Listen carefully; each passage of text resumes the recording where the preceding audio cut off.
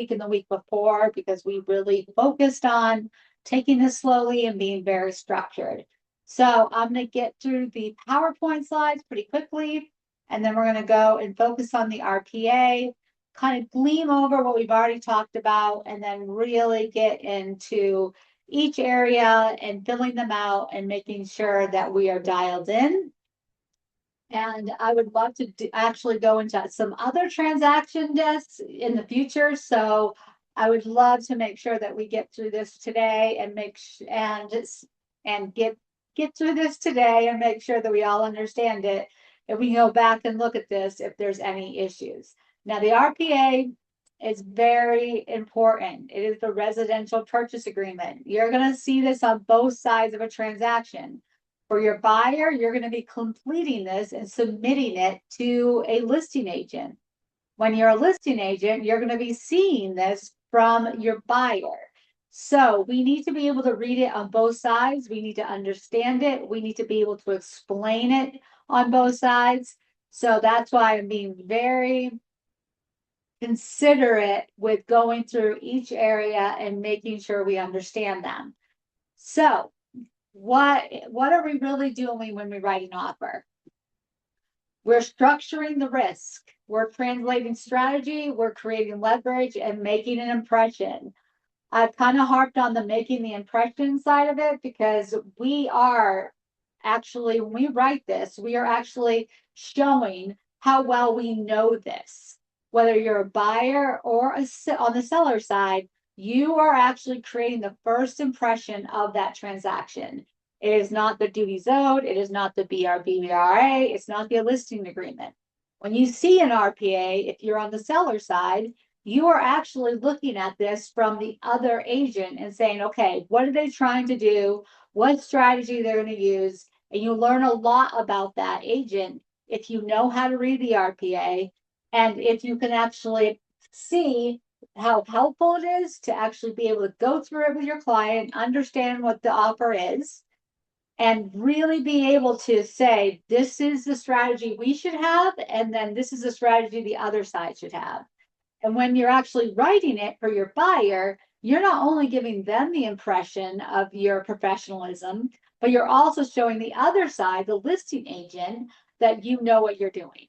So we want to just understand that this is an impression that we're writing here, but we're also structuring our strategy.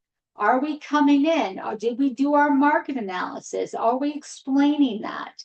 And we're also structuring the risk of it by setting contingencies and those type of things. So we need to make sure our dates are accurate, our numbers are accurate, and we are translating on both sides what our strategy is. The RPA is the residential purchase agreement. It is a legally binding document. It gives financial structure to the deal. For every dollar, from the EMD to the loan amount to credits, down payment, it must all reconcile completely. Our math cannot be off here. This is not complicated math. This is making sure everything adds up to what we're offering when it comes to the purchase price. Then it also is our timeline control. We want to make sure that we are staying on time, we're closing escrow on time, we're doing our due diligence on time. We understand what the credits are. We understand what the concessions are from both sides, from whether you're writing what we want to whether you're reading what we want. And you're also managing the risk. We understand what the protections are, the disclosures are, our cancellation rights are all defined within these pages. This is not admin work. Even if we have a TC that we're working with, the transaction coordinator, you are the real estate agent. You are the one that is trained and understand these contracts. So this is about professional execution. Even if you have help writing it, you need to make sure that you're understanding what you're actually submitting. So what does a clean RPA look like? It looks like that the math is perfect. Our contingencies are intentional, that when you fill out section 30, which is the additional criteria of an agreement, it's clear. It is not it's not just out there. It's not willy-nilly conversation. It has dates and it's enforceable. I want to get through to everybody. This is a contract. This is where the contract for the whole transaction starts on both sides. There are no blanks, and that you're attaching all addendums. So we need to make sure that if every field has a value, whether that's $0, not applicable, or a strike through. So we need to make sure that when you're going through this, we're not just skipping things because we don't understand it. So, and then also think about when it comes to submitting the RPA, are we explaining it? Are we proving that we ran the comps? So we can provide this information as part of the RPA. So go into it understanding what you're writing for your client or what you're reading for your client.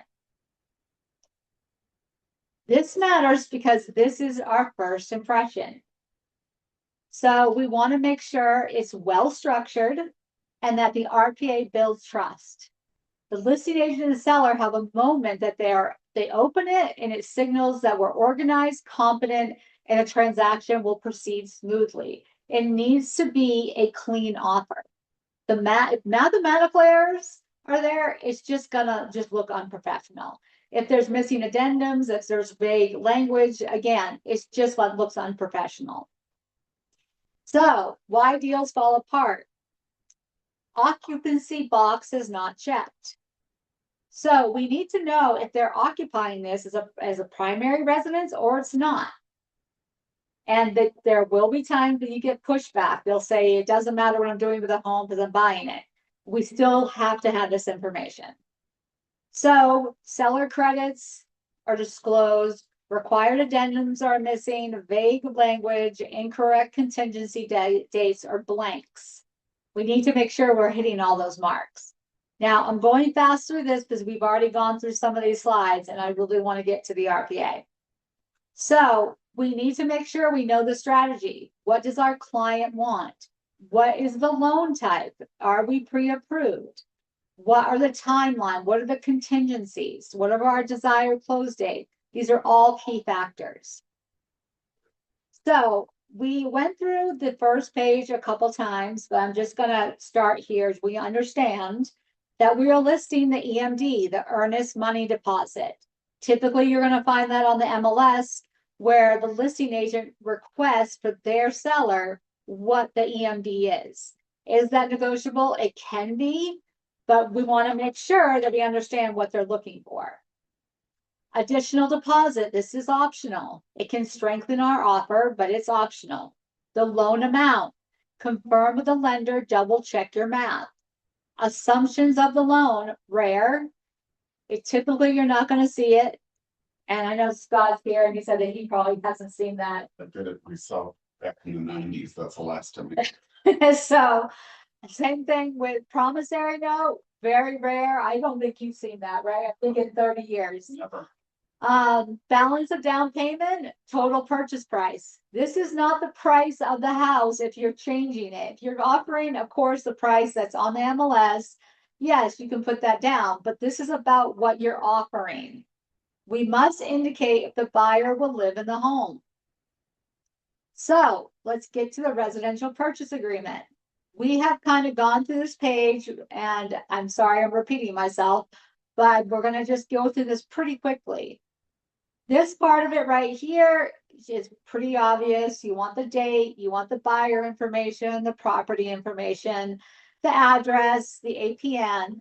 And then on line 7, we don't want to forget this, if they're going to occupy the property as a resident. Never forget that. This is where the money comes in. We kind of gleaned over it right before. The EMD, any additional deposit. This agreement is contingent upon a certain loan. This agreement is contingent upon qualifying or assuming this is typically going to be 0. Promissory note is going to be 0. Balance of purchase price and total purchase price. This is where it should all add up to what we're offering. You have to fill this out. Every field should have something. whether that's a dollar amount that's applicable or zero. It cannot be blank. So here's a math scenario. The purchase price is $620. Our down payment is 10%, which is $62,000. Our loan amount is $558. $558, and the EMD is $10,000.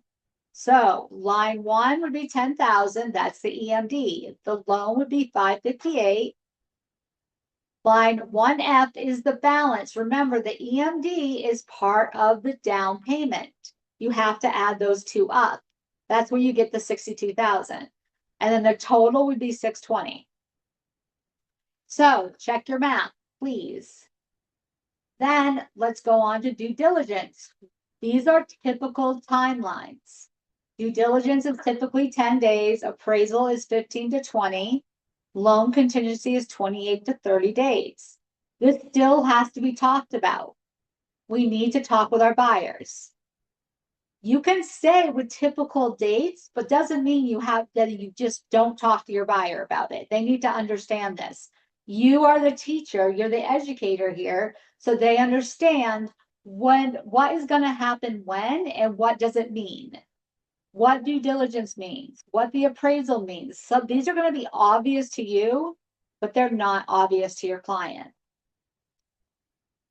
Contingency timelines, due diligence. This covers inspections, disclosures, and property investigation. This can be shortened. I don't suggest it, but it can be if you're trying to close earlier, but you have to remember inspections have to be done. Requests for repairs have to be done within that due diligence period. Then appraisal. If they're getting a loan, that lender is going to require an appraisal so they know they're not lending more than the house is worth. So typically 15 to 21 days. Loan contingency. We got to make sure that the loan is approved. So we just can't give over the keys if the loan is not approved and actually in place. So this could be shortened. I've seen it shortened to the whole process shortened to 21 days. That is not typical and it's not suggested. I think you've seen 21 days, haven't you? Yeah, I typically will do appraisal at 20 and loan contingency 25. Okay. So I'll do 10, 20, 25. I think we talked about like having like 14 days is super short and maybe a cash only. So if someone's like, I have to move out of my house and I have to close within 14 days, that's going to be extremely difficult, even in a cash purchase. But if it was going to happen, it would be a cash purchase and you'd have to be on top of this, making sure everything's done. 21 days is pushing it. 30 days is typical, 28 to 38 days per close of escrow. This time goes by very quickly, guys. A month sounds like a long time, and your client could feel itchy and they want to get into the house and they're falling in love. But with shortened timelines could be more risk. So we want to make sure that they understand that bypassing any of these stages it is riskier for them. I've seen people say, well, we can waive inspection. I would never suggest waiving inspection, even if it's a cash purchase. Have you ever seen waived inspections? Do you discourage it? I tell them that's up to them. Yeah. You know what? I recommend you have one. You're going to sign up on the documents that we've told you to have one. If you've decided not to, that's on you. Yeah. But I'd always recommend an inspection. Always, always, always. So if they come and say, what do you recommend? Yeah, always have an inspection. Whether you make it contingent upon the inspection is a different thing, right? Right. But having an inspection just so that a buyer has some knowledge of the property's condition is imperative. So on a cash purchase, though, they could feasibly waive appraisal. Appraisal, typically on a cash purchase, they waive the appraisal. Yeah. Do you suggest that? You know, it all looks, I do a market for them. So they make that decision on whether they want, you know, the appraisal or not based on that.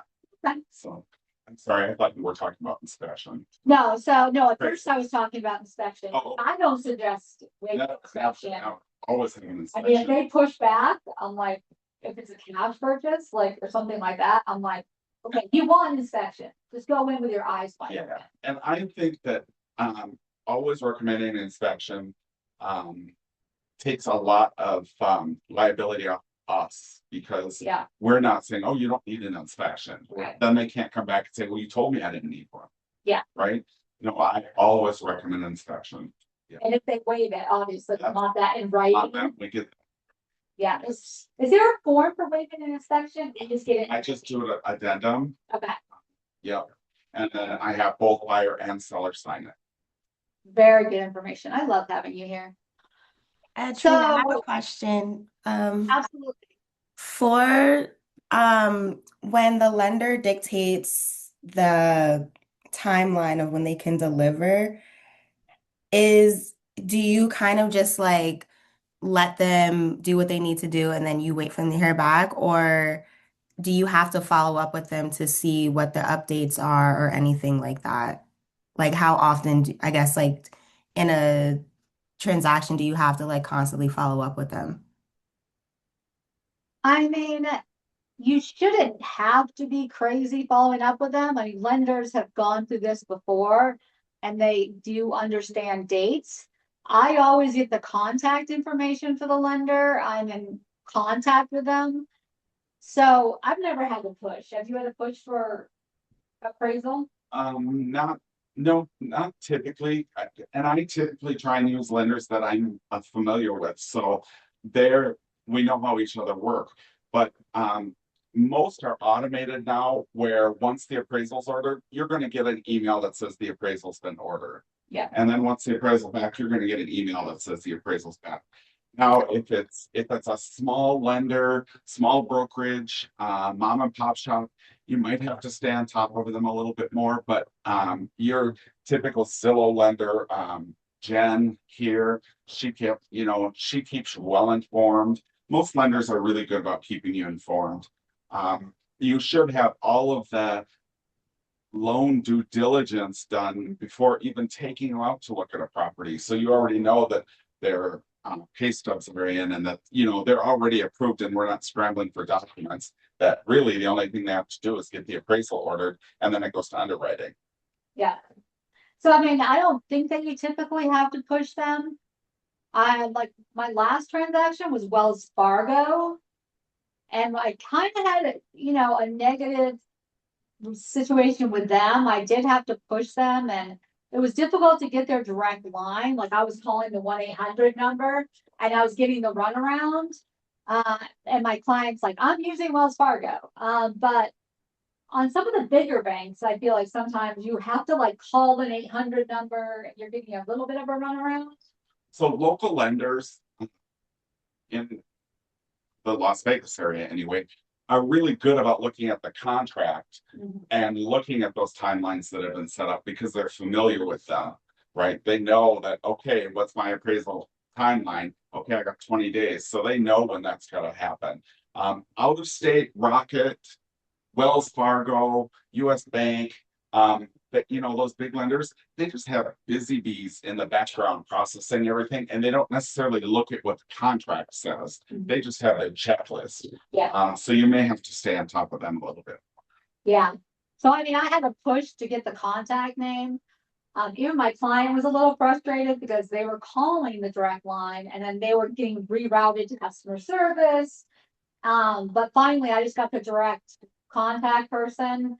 And then I started going, okay, we got to stay on time.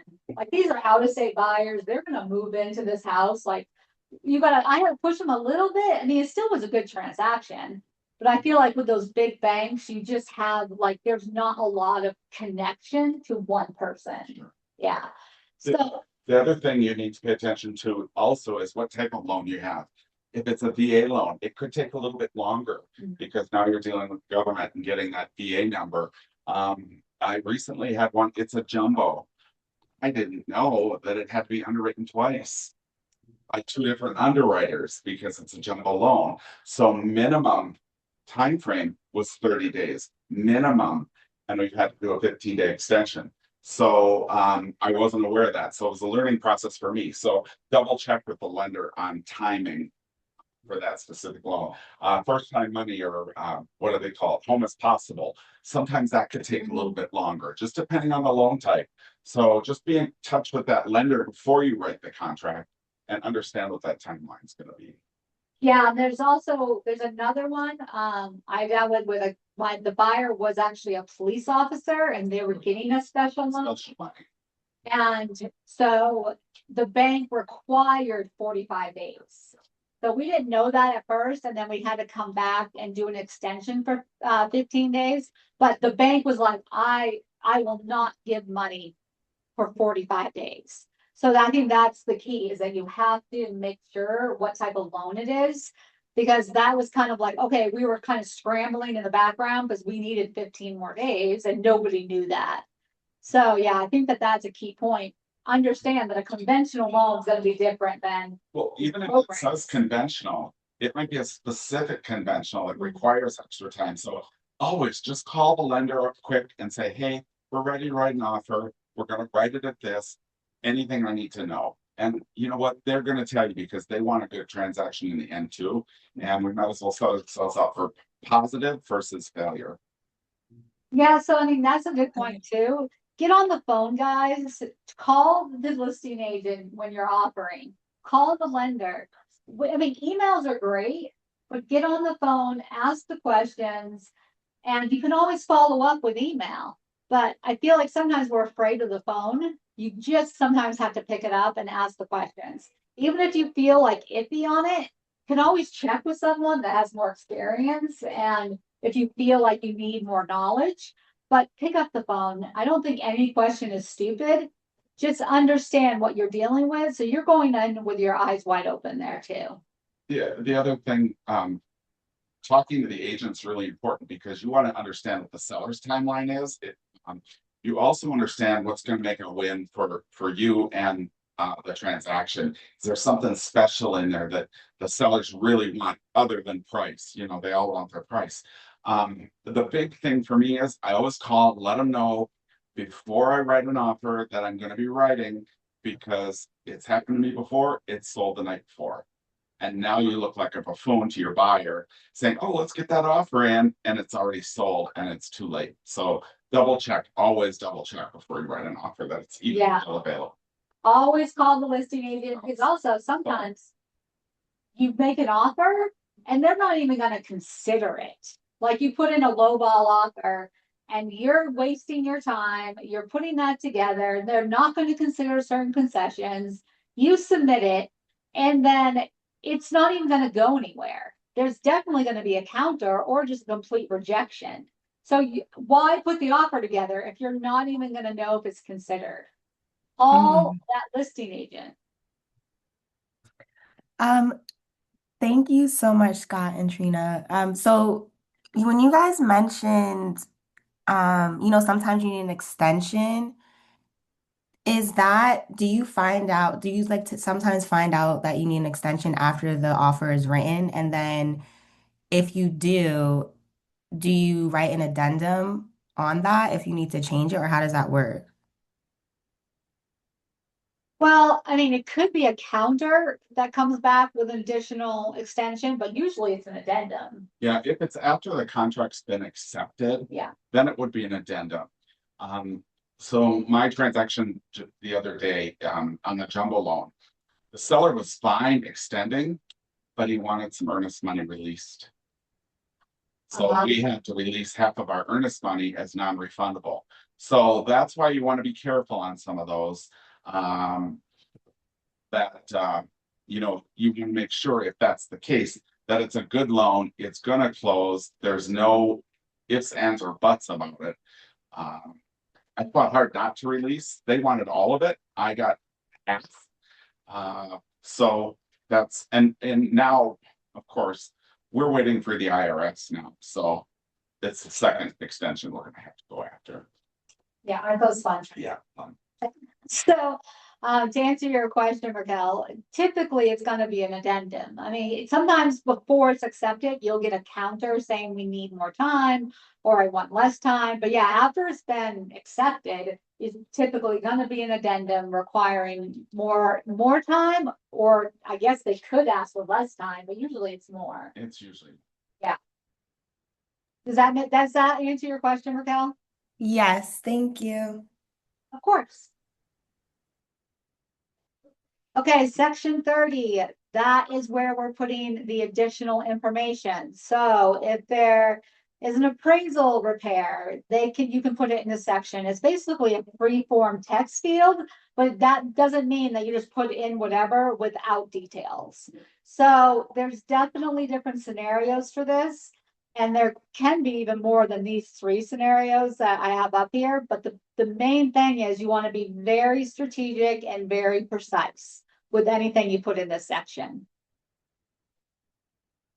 Okay, so we're going to go into the RPA because I don't want to spend a huge amount of time on these slides because we kind of get lost in this and then we're not doing a live demo, which I'd like to do with you guys. So I'm going to kind of gleam over these. If you want to go back and listen to last week's or the weeks before, we spent a lot of time on these slides. So I would go back and listen to those if you want to actually listen to everything that we went over in the slides. So I'm going to jump over to the MLS. If people were here yesterday, we did templates. And so we went into creating an RPA template. And so we did go fast through that because I just wanted to hit the areas that you really want to fill out in our templates. But today we're going to take it a little bit slower here and go through after the first page and what the RPA is and what every area stands for. So I actually am going to bring up the template because we filled that out yesterday and kind of hit some of the areas that we actually went through and filled out.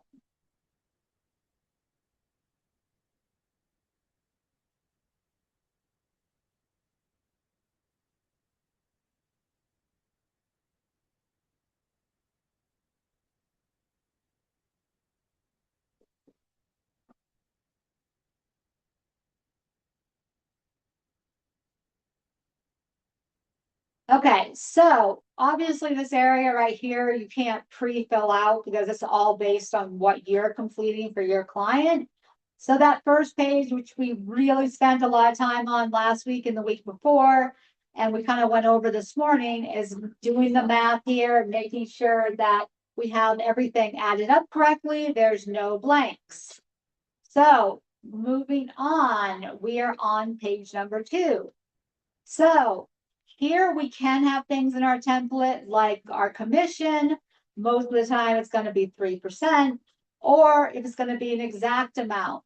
Okay. Now, if you already know you're taking less, or possibly this can be negotiated later, but if this is your standard and you've had that discussion with your client, then most of the time this is going to be your standard rate. For me, that's 3%. For any of you guys, that could differ. I know that some of you have had situations where when you go through this and write the RPA, you've already agreed on 2.5 or even 1%. So, and that could be also a flat fee. So maybe the way you run your business, you only take $5,000 of whatever the transaction is. So this should be pretty obvious when you're going through with your client. I don't really barter at this point. I usually put my 3%, and unless we've already talked about it, and this is kind of my standard. Okay. Now, additional finance terms and contingencies. Your new loan application. So that's going to be where the date of acceptance, buyer agrees to submit completed loan application to a lender of the buyer's choice. Furnish a pre-approval letter based upon the standard factual credit report and review of debt to income ratio. So if the buyer fails to complete any of these conditions within the applicable time frame, Seller reserves the right to terminate the agreement. Now, the way I've trained you guys is getting the pre-approval, getting proof of funds before you even write this.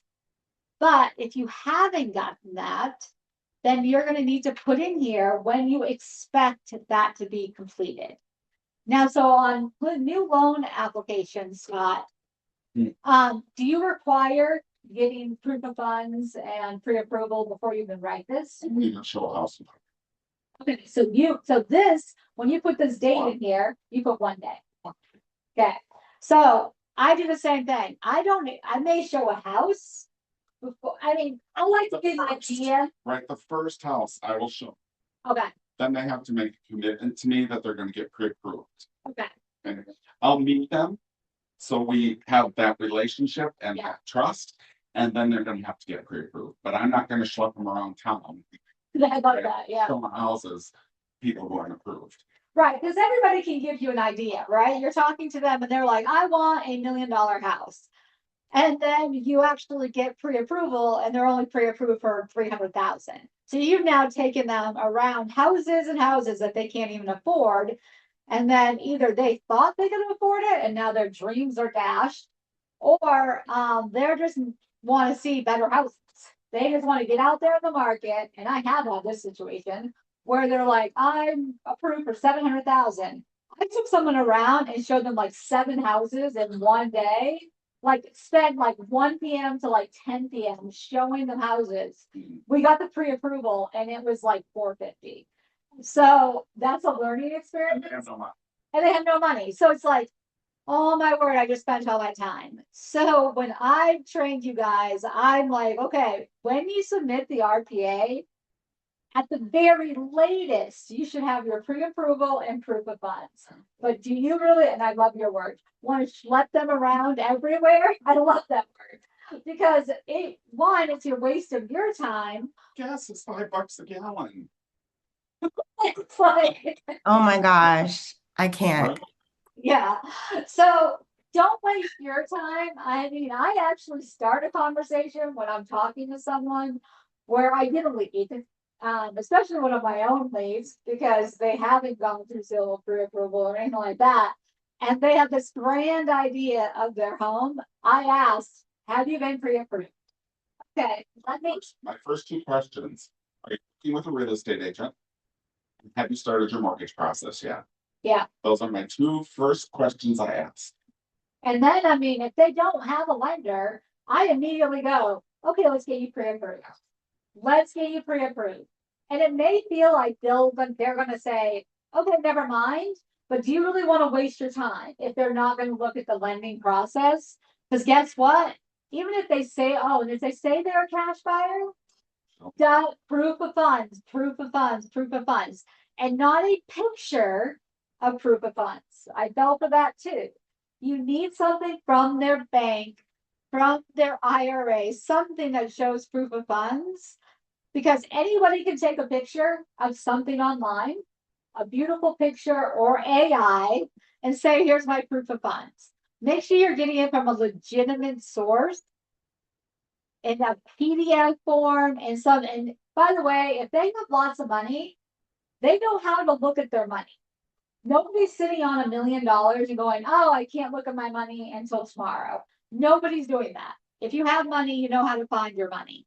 So if they say a cash offer, and I actually had an agent do this, they started showing homes. The guy was like, cash offer, cash offer. They start writing the RPA. And then we sent it over. And then the person actually said, I want proof of funds. So then the seller's asking for proof of funds. They don't even have it. Okay, so we should not even be filling this out. Don't waste your money, time and money when it is your money, by the way. Your time is your money when they have no proof that they can afford the home that you're showing them. So new loan application should be 1 business day. Or, I mean, putting in 1 here because you should already have the information. So you should absolutely have it. We have lenders that are beck and call. We have Jennifer. You can even use Zillow a home loan, guys. I've sent my own personal leads over to Zillow home loan. because they can be very fast. It could be a 15-minute conversation, and it doesn't have to be a Zillow lead. I've sent my own personal leads that don't even go through Zillow over to Zillow. Well, and if you read what it says there, it says within 1 or 2 business days, whatever you want to put there, not more than that. The buyer agrees to submit a completed loan application to a lender of the buyer's choice and furnish a pre-approval letter to the seller based upon et cetera, et cetera. That has to happen within those business days. So it's not typically possible to complete a loan application and get a pre-approval letter within those couple of days. Unless that buyer has everything with them and they're like on it right this second. But we know most buyers are like, well, I don't have my paycheck stuff for my last this, or I got to find my taxes for the last that. So get it all up front. Don't waste your time with these people that are not willing to make that commitment to you to get pre-approved, even if it's your best friend. Yes. Make sure they get pre-approved. Yeah. And if that deters them to work with you, then you have stepped out of the line of fire. Absolutely. You have wasted your time, because even if they sign the BBRA and the duties owed, they are not promising anything, guys. Okay. And so, and I've done this, like with the guy that I showed them 10 homes. They didn't make an obligation because they keep on saying, I have the money, I have the money, I have the money. And they signed the documents with me. But guess what?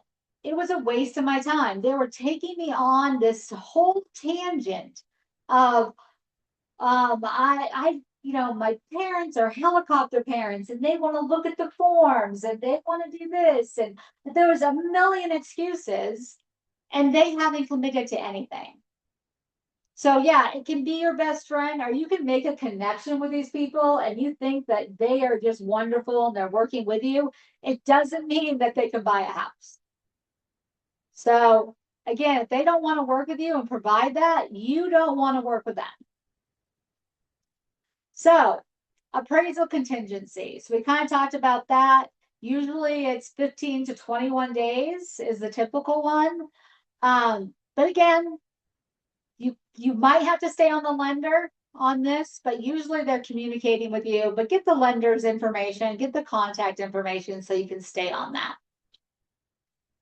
And it's like your responsibility to watch these dates as well. Yeah, it's definitely our as agents' responsibility. So if you haven't heard from the lender on day 15 and it's a 20-day contingency, I'd be calling them to say, hey, where is this? And they might have said, oh my gosh, we got it 5 days ago. Appraised, no work orders. At least then you've covered yourself. But if you get to day 20 and they don't have it, now you got to make a decision on whether you need to extend that or the buyer's going to cancel. You don't want to, now you're playing with their earnest money. Yeah. So you want to make sure you stay on top of that. And I love that, because you got to remember the earnest money. They can lose it, and that might be $1,000, but usually it's much more. It's a lot of money for them. So you got to stay on these dates. And if you're putting this in CSU, which you guys know you should, when you start this process, all these dates are lined up based on the close of escrow date and everything like that. So it will warn you. I mean, you shouldn't have to be warned, guys. You should be on your transactions. But at least if you're using CSU at the beginning to keep track of your transactions, then it will actually send you emails that this is coming up. This is coming up. So make sure you're also loading your documents into CSU and getting those checked off as you get them. So loan contingency, usually that is 28 to 30 days, but you need to have that discussion. Just like Scott was saying, you've got to have that discussion because it might need to take longer. Each page on this, we should be explaining it to our client. Now, with a cash purchase, how many days do you typically give? One with a cash purchase, but you should already have proof of funds, guys. Already have it. If they can pay cash, you should know how much cash they have too. If you're, if you're showing $1 million home and they're don't have $1 million in proof of funds, that's gonna be very difficult. I send it when I present the offer, Yeah, all of right? I send it all when I present the offer. So one business day is a mute point, you know, because I already have it. So I think that we can't say that enough. Just get prepared up front. Just question it. Don't be scared of losing a deal that's already lost. Right. Okay, because if it's not qualified, you're already working against the tide. Okay. We're afraid to lose the deal. All right. I'll put that in here. Okay. Oh my God, I taught Scott something. I didn't know that was ever gonna happen. So, fixtures and personal property. So your client, your buyer may really fall in love with something. Okay, like I think I told you the story about I had a dining room table in my house in California. It was made for that dining room. That dining room was so huge. I had that table custom built. It was really long. I knew it wasn't going to fit in my new house. It just wasn't, but it fit perfectly in that room. And as soon as the buyer said, "Man, I love that table," I'm like, "You can have it." I was like, "I do not want to move that sucker." So they loved it and they put it in their offer, and I was like more than happy. They were giving me over list anyway, but I was like, I do not want to put that in a moving van or try to sell it. So if they like certain items, make sure you're listing them out here. Now, remember the difference between fixtures and personal property. If it's a fixture, like it's a gas stove that has, it's in the actual section of the actual countertop, okay, you don't have to put that. That is a fixture, not personal property. The one thing you have to be careful on personal property is your FHA loans. They don't like when you write in a couch, a pool table, those types of things. Refrigerator range, that kind is fine, but personal property, they don't, they'll ask for it to be removed. So how I do it is I just put personal property on a separate addendum that the lender's not going to see. Why is it with the loan like It's- FHA? It's something to do with the appraisal. I'm not quite sure because they're not insuring in the loan that couch. They're insuring the property. So to be safe, you just kind of say, I'll put this as an addendum. Do you attach it right to the RPA? I send it over for signatures, but I never send it to the lender. Yeah, but like you send it over, but do you do it at the same time as the RPA? Okay, so that's a really good point. So depending on the loan, keep that in mind. So that probably is true with VA too. I do the same for VA just because it's government.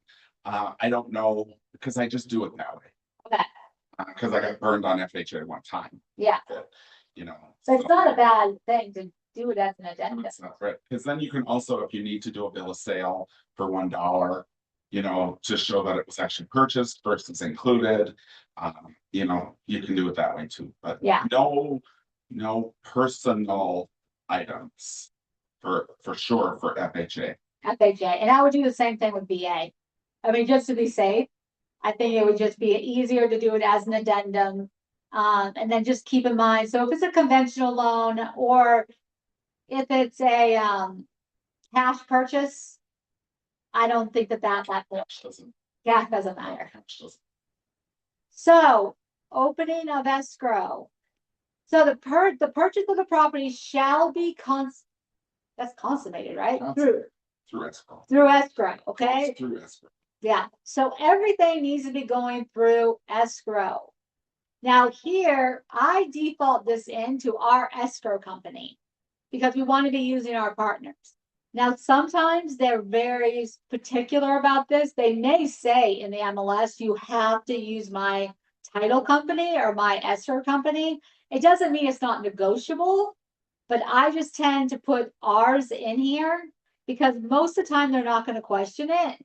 I mean, how do you normally just put ours in? It's Annie. I put Annie there.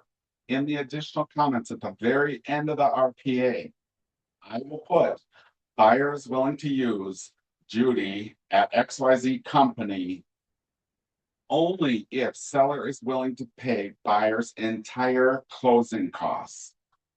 Nice. If the seller is willing to pay the buyer's costs, by all means, why wouldn't we use them, Yeah, right? Since I've started that, I've always used Annie.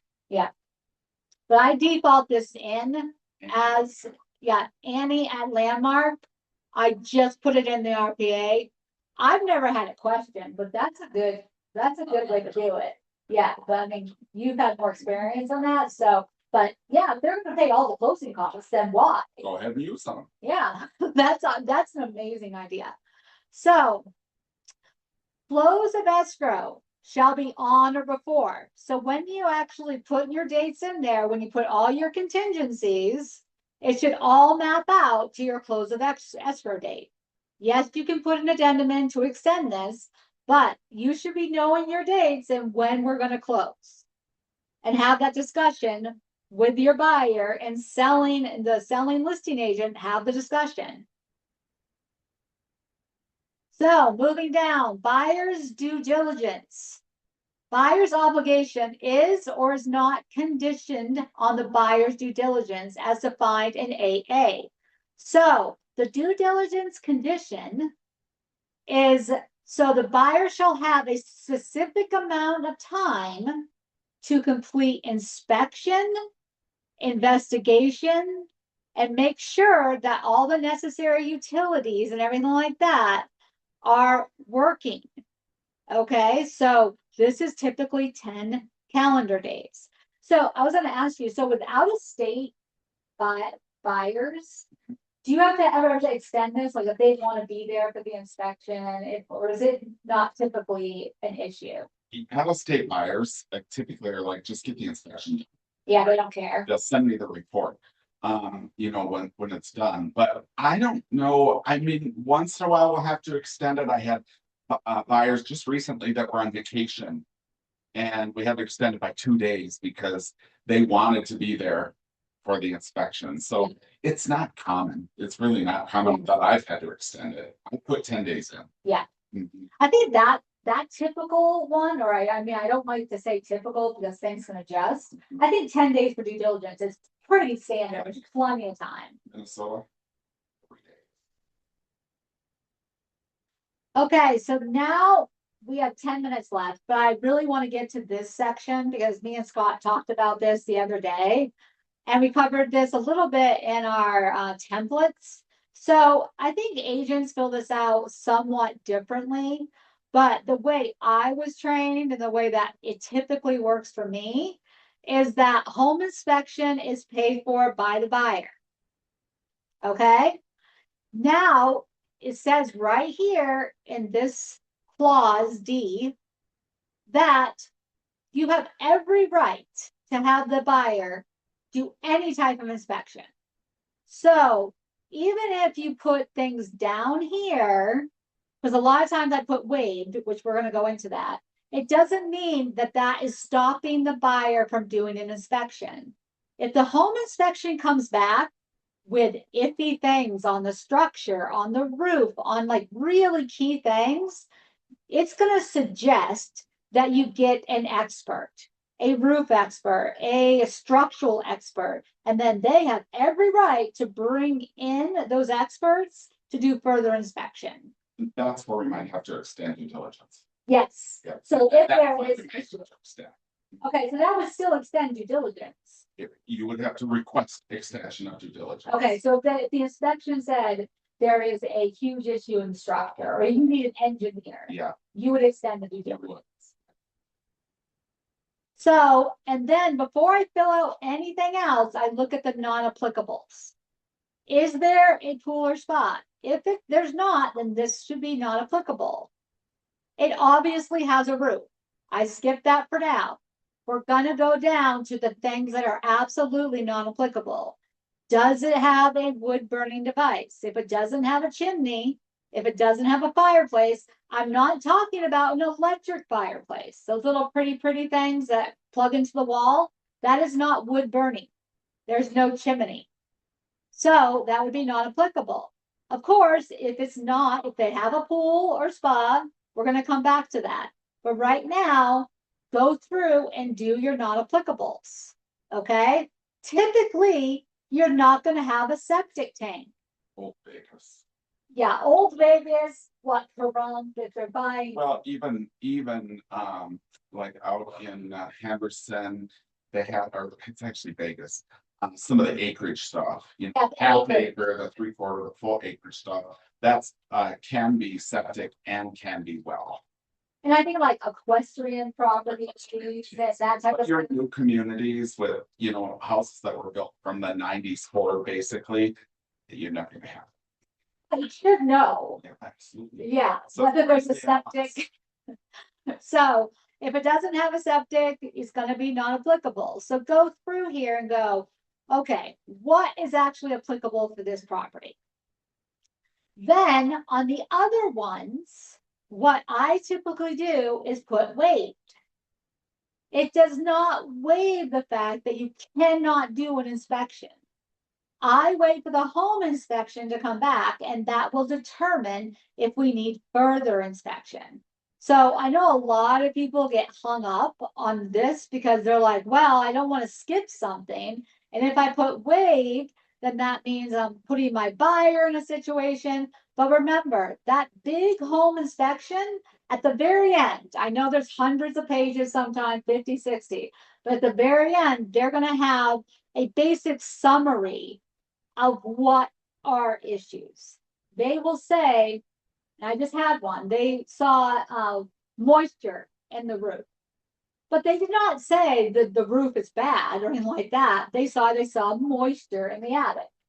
But they had nothing in the summary saying that the roof had any problems, there was no structural things, and it will say what absolutely needs to happen and if you need a contractor, an expert, an engineer.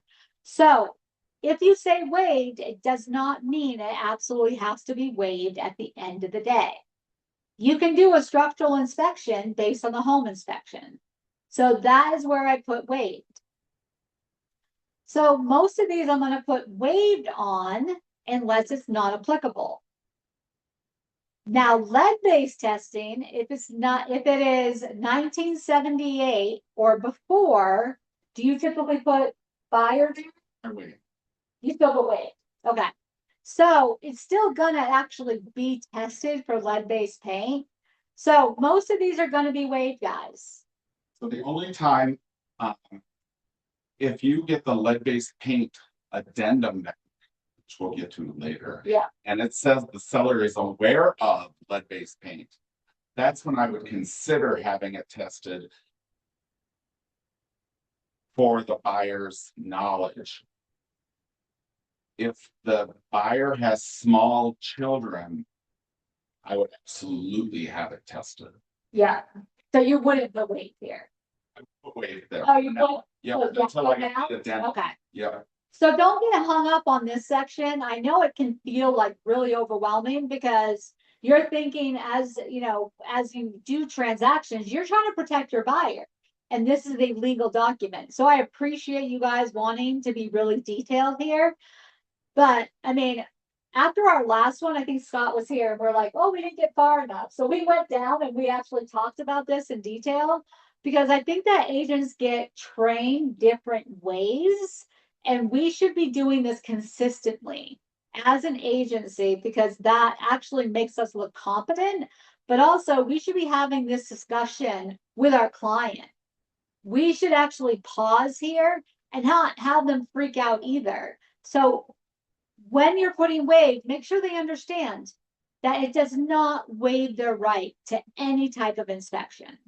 What is key is that they understand that they need to pay for a home inspection.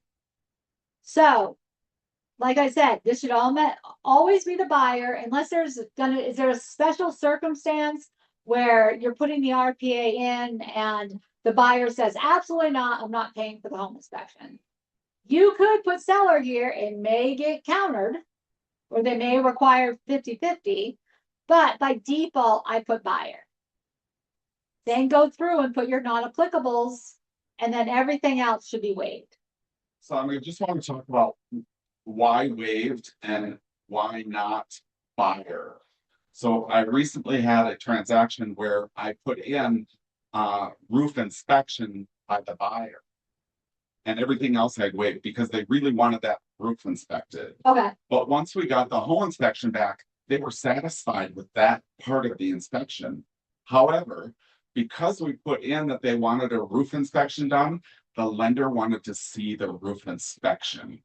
So then we had to call out special and pay extra for someone to come out and inspect that roof because it was part of the RPA that there was going to be a separate roof inspection. very good point. So you can always have that inspection, but if you put down that you're going to have it, the lender may call and say, we want to see it. Yeah, no, very good point. And I mean, my last transaction where I kind of mentioned that they saw moisture, it wasn't the inspection that they saw the moisture and that they suggested a contractor. They did not say absolutely we need one. So within those 10 days, we just got a contractor out. We actually got it out the same day. And they went up there and they actually did a drone and everything for like $300. And they're like, the roof is absolutely fine. I mean, I think the house was like 1960s, and they said that's the best roof they'd ever seen.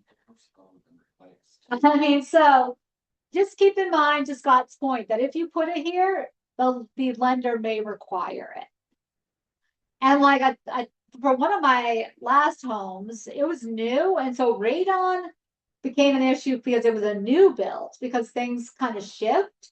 So we had waived here, but when the inspector came out, he did absolutely said you should do a radon test. So we ended up doing it, but we still waived it here. So just keep in mind when we're talking to our buyers, this is not a be all and end all. They absolutely have every right based on the home inspection to continue doing other inspections. But you need to keep in mind due diligence. You have to have it done in your due diligence period. If you can't have this done in your due diligence period, make sure you're extending it with an addendum. The other thing is vacant properties. With this, if you look at under inspections, third line down, seller will ensure the necessary utilities, gas, power, water, all operable pilot lights are turned on and supplied to the property within 2 business days following the acceptance of this agreement. Okay, and remain on until the close of escrow. Vacant properties, so many times we all know we get there and there's no electricity, right? Yeah. There's nothing. So be sure to check with that listing agent on when they're going to be able to have those utilities back on. Because if you schedule the inspection for the next day, there's still not going to be utilities there. So it's important to make sure that communication between you and the agent to make sure that those get turned on. Otherwise, they can't inspect the furnace, they can't inspect the AC, and now you've just paid for a useless home inspection. So just double check on this on those vacant properties. And yeah, sometimes you want to say, like, as a seller, you want to save the money. So let's just say you wait until after the inspection and you're like, oh, I'm just going to turn off my utilities. I think it's legally you're required to keep them on. Yeah, so you have to keep your utilities on, and then they can transfer the utilities into the new buyer's name. So I was under that impression too when I sold one of my homes, because I was like, I'm just going to turn off the utilities. The inspection was done. And I'm like, I don't want to pay the extra whatever. You have to wait until the close of escrow. And if anything, it should be a transfer. It should be your utility name to the new buyer's utility name. So just make sure your sellers are aware that we understand that they're like putting that old house behind them. They're like, okay, I'm done with that house and I just want to turn everything off. They can't do that. And if not that this is applicable to us, but in colder climates, if you turn off your utilities, pipes are going to freeze in the winter. And if they freeze, you're talking about a huge liability because they'll burst. So up on the mountains, not that we deal with that, but you have to keep the utilities on. So make sure you're having that discussion with sellers. Well, I think that's all we're going to get through today. I think this is a really great workshop, and I hope you actually join us for future ones, because we are going to get into this next section, which we always question too. So thank you so much for attending, guys. If you have any questions, please share now. And otherwise, we will continue the RPA at another date.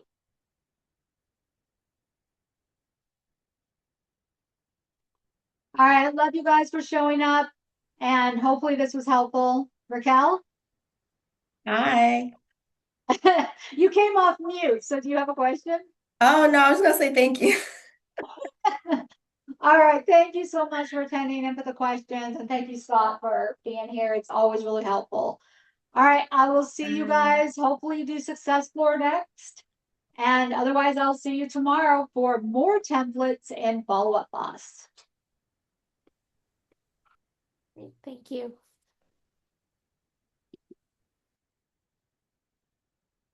Thank you so much, Scott.